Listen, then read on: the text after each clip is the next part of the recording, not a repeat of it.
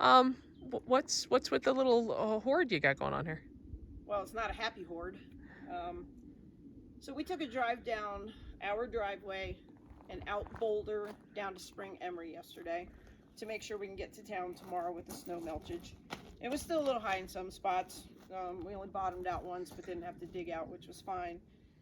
And we took a couple little shopping bags, Katrina, right there in the bucket. Yeah, it's Just those. little grocery bags. Yeah, little Safeway Took plastic 4 of them grocery. with us because the day before we had walked out and went as far as we could walking and saw a couple things that we kind of put on the side and knew that there would be other stuff. And we've done this. We did this last year. We did this last year, but way down on the lower end of That's Boulder, true. all the way to town, going towards the dump. This was in 4 miles from our house to Spring Emery intersection on Boulder Road.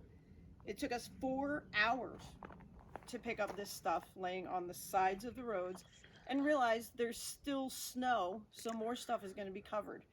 Thank goodness there was a trash bag laying in the side also. Well, and it empty. but it was pretty torn up. Like And it was pretty torn I tied weird knots in it to make it a bag. But thank goodness we had it because we wouldn't have been able to pick up all the trash. We took out buckets, show them my buckets, because our thought was we'd go check the road and then on the way back. And one of these bags has like broken glass in it.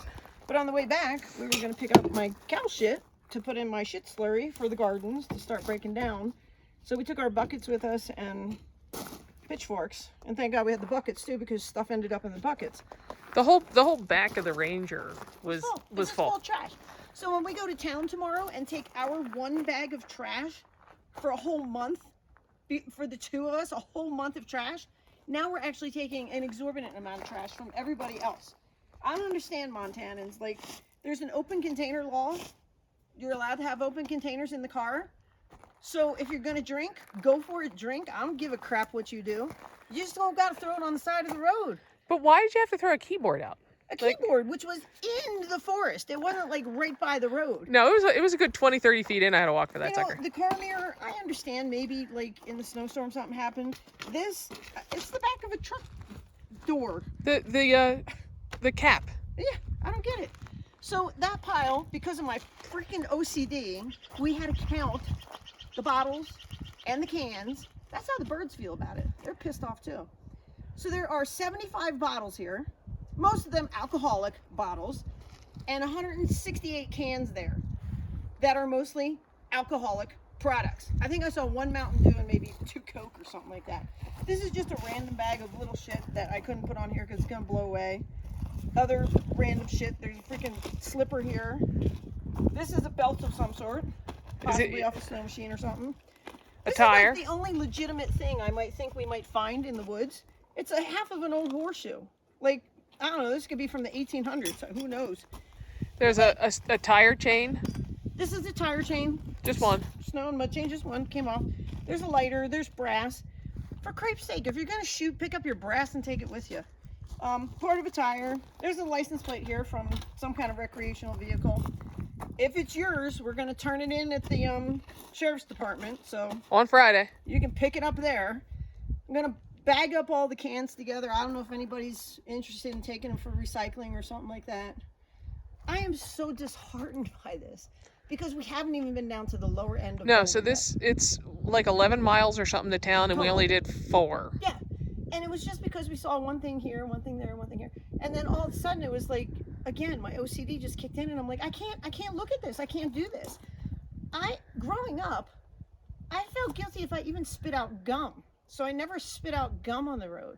If I was peeling something off and a little piece blew away in a parking lot, I'd be chasing across the parking lot to pick it up.